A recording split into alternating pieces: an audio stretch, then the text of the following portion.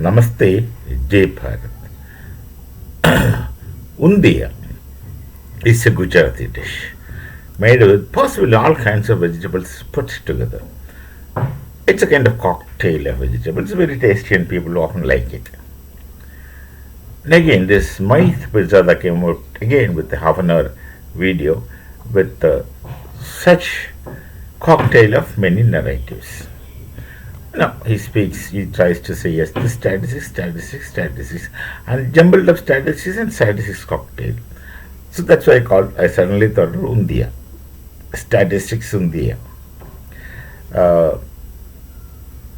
For last 48 hours, perhaps a little more than 48 hours, the Pakistani media is exclaiming about the kind of intelligence report which they obtained about Bharat with their most efficient intelligence agency, capital and bracket yes, intelligence agencies, stock agencies, and all kinds of things. They say that they have intelligence report. They have intelligence report in bracket intelligence report of unintelligent people bracket closed. They have intelligence reports that within 24 to 36 hours, Bharat is going to attack Pakistan on a large scale. Bharat is going to have military action on Pakistan on a large scale. They are very positive because they have got such blunt intelligence report from very unintelligent sources. They claim that their everything is number one, and number one they pronounce mostly as number one. So many of our YouTubers of Bharat call them as number one. It doesn't mean anything specific, but the way they present is called number one. Many of us tease them as number one. So they for last more than 48 hours they're telling, they show, because they have got credible, this is the word they use many times, credible intelligence reports that Bharat is going to attack within 24 to 36 hours. And this has been happening for more than last 48 hours. This is the situation. Now, then all kinds of analysis, now which really is entertaining. I'll tell you, one should listen. It's so entertaining. One should listen. Anyone who knows about Bharat should listen. Now, this neutral people won't enjoy the fun of it because they don't know what's happening inside Bharat. They don't know the history. And even if they know the history of Bharat, contemporary history of Bharat, they have only peripheral, mostly because they are kind of looking at things from outside. But then we enjoy it because we are through and through this. And their perceptions. Their perceptions are so naturally funny because they don't know. They don't know what's happening inside us. So they go about with their capital letters intelligence report, very credible intelligence report. Everything is credible for them. Their intelligence is credible. Their army is number one, and all those things they do. Everything is number one. Everything is number one. The problem with then he was talking about something called as Bajwa code. Who is this Bajwa? Who cares? They say he's the former army chief of Pakistan. So what? Now, every nation has got army chiefs, but do we talk to army chiefs for any kind of things? Certainly not. We talk to the rulers, supposed to be rulers, but it's not our mistake that in Pakistan the army is ruling the rulers. We don't, that be none of our business. This Pakistan, the army is ruling the rulers, the army is doing everything.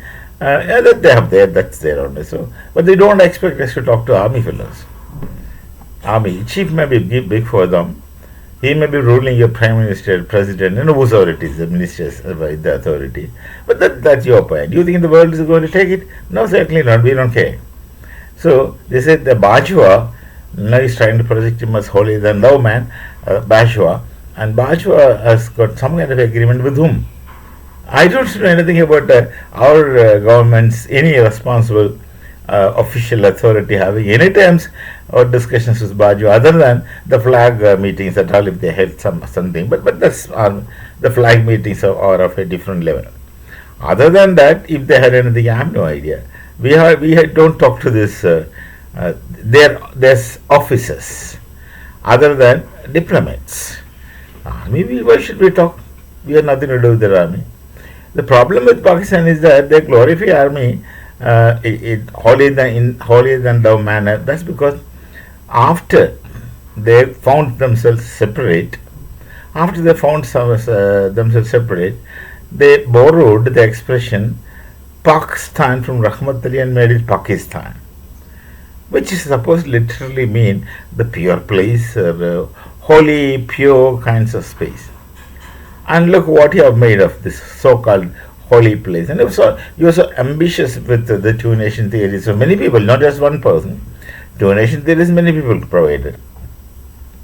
You are so ambitious with the two nation theories. You are so sure that you will be living in a much imaginably better world and better situations, better conditions.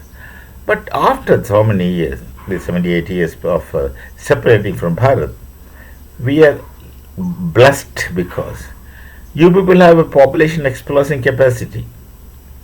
I mean, population exploding capacity. You will just populate like anything. I don't want to use it. I use a Sanskrit this one expression. Sudesu Karayavadi, plenty. Now that's a story. That's what is applicable to you. That's it. That's a different context. Anyway, suddenly that came to my mind. So there's Sukarayavadi in abundance. So like that, you have this tendency of multiplying yourselves uncontrollably. Your population will explode in no time. So we thank you for getting away from us and forming your own separate nation. Otherwise, you would have populated and suffocated us with your strength. So you went. But then what happened? Your so-called glorious nation, which you claim to have you struggled to separate. You didn't struggle anything. It was just given away by the British. And all of us in Bharat were not in support of partition except Bhai Premanand, who said, let them get the hell out of this place. And later we realized Bhai Premanand was right. And then what look what you made of yourselves. The whole world calls you as beggars. I am not telling this. Your own people have seen it in many of videos. You just go around the world begging, and then your national leaders also go around to the nations begging. So you wanted Bharat to attack Pakistan, so that you get another opportunity to go around the world begging, saying that we have these, our people are crying, our people have no food, no water, nothing. So you give us arms in capital letters, and you go and you keep going and begging. And once the nation itself is doing so, the people are also expertised in begging. There are many people who make a wonderful living in through begging, making a lot of money in begging, because that's a profession in capital letters, quote unquote, where you don't need any investment and effort. You just stand there and cry.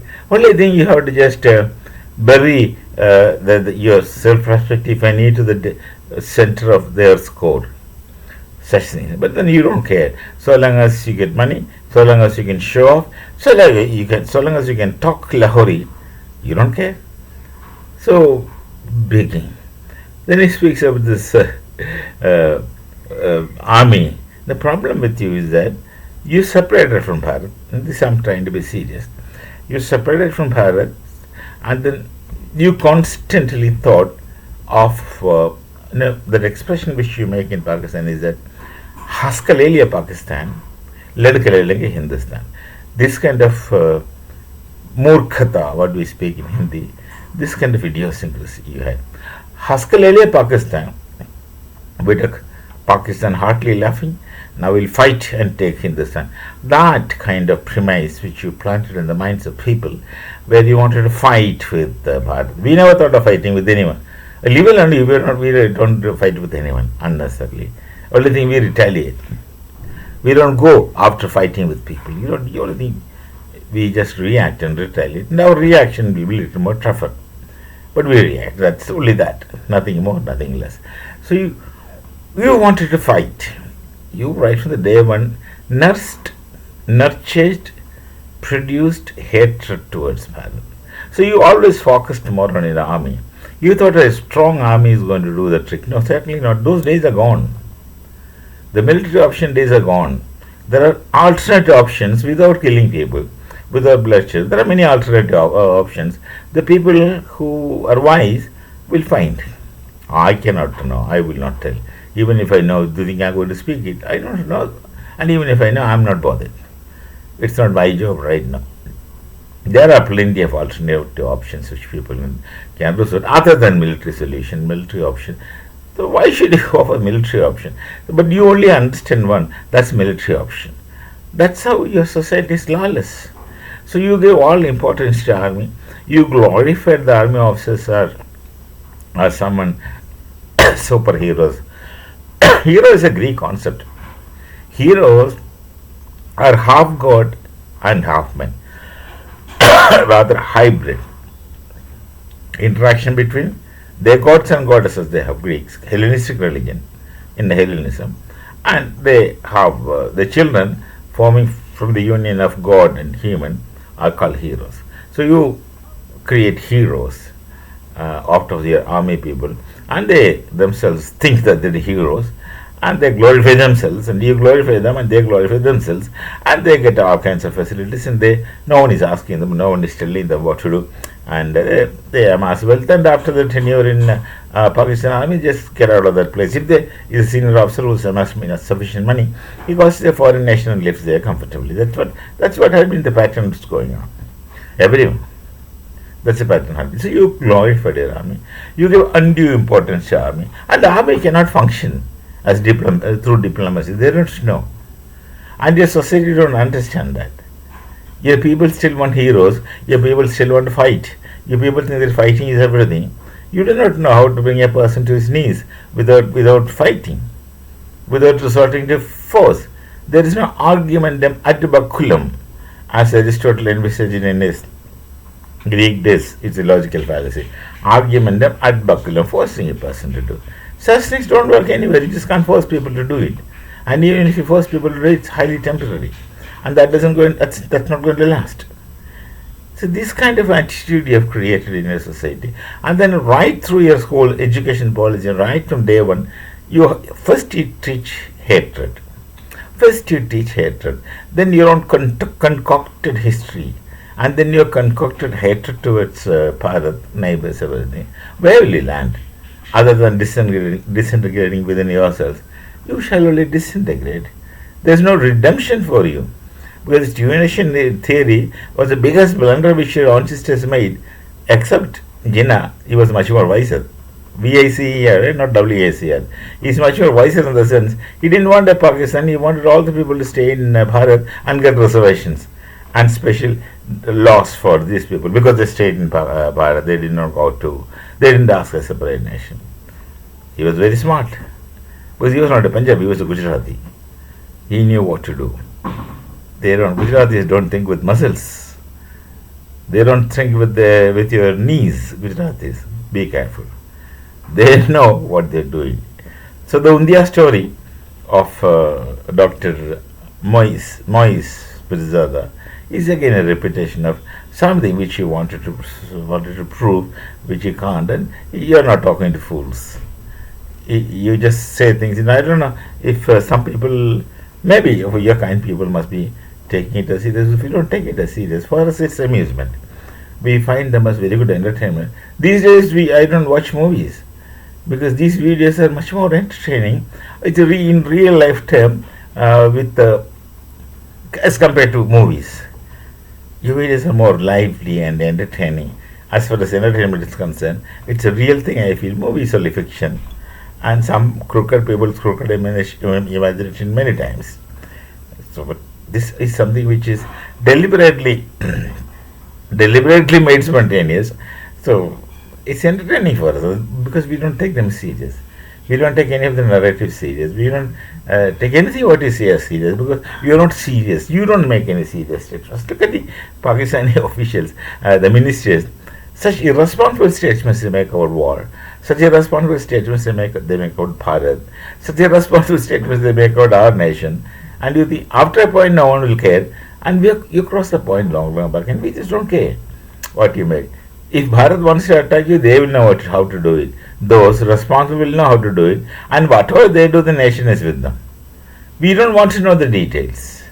We don't want to speculate. They will do it, then we'll know. That is sufficient for us. And the plannings and we don't care. We don't want to speculate. When whatever they do, it will be right for us, and we are very sure of their ability and their wisdom. So we not bothered of what is going to happen. Personally, I don't want a war because there's no need to a war. Need to have a military option that way, because there are other ways and means to bring Pakistan to their knees. So you want a war because you can go and cry to others and beg, help us. We don't want a war, but we will punish those who culprit. That we have to do, and we will do it. How we will punish, our people know. There are many ways and means of punishing people. Many ways and means of punishing people. Which one they will select is up to them. I am not involved. I don't want to speculate. Anyway, this story for last 48 plus hours is running, that in 24 hours time or 36 hours, they are sure that Bharat is going to attack them because they have got intelligence report from very credible sources. Credible intelligence, underline these two words, and you check the lexicon, you find a different meaning if it is printed in Pakistan. We shall meet again. Namaste. Jai Bharat, Jai Sri Ram.